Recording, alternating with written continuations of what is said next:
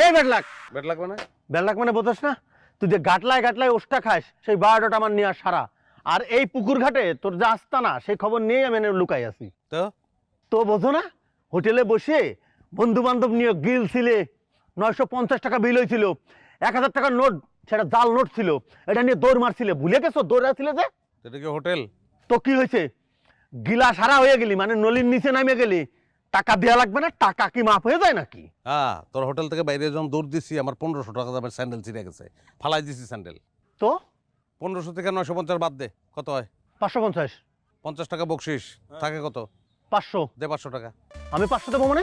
500 টাকা দিবি না? আমার স্যান্ডেল তো গেছে গিয়ে 1500 টাকার। ওরে বাটপারের বাটপার, তোর স্যান্ডেল ছেঁড়া টাকা আমি দেবো?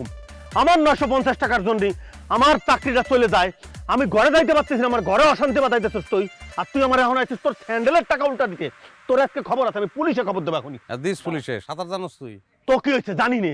তোর পিডিয়া পানিতে নামামু, পরদিন পত্রিকায় নিউজ দেবো পানিতে ডুবে হোটেল ম্যানেজারের মৃত্যু। তুই পড়তে পারবি না, তোর পোলাপান পড়বো। তোর রক্তে সমস্যা আছে, তোর ঝামেলা আছে, কয়ে দিলাম আমি। তোরে কিন্তু আমি আজকে একদম সাইজ করে ফেলা দেব। আমি করবো। রেডি 1 2 3। রেডি 1 2 3 মানে? রেডি এই তুই কি করতেছ? 1 2 3। তোরে বাইরে আরে আরে আল্লাহ, আরে কত বড় খারাপ।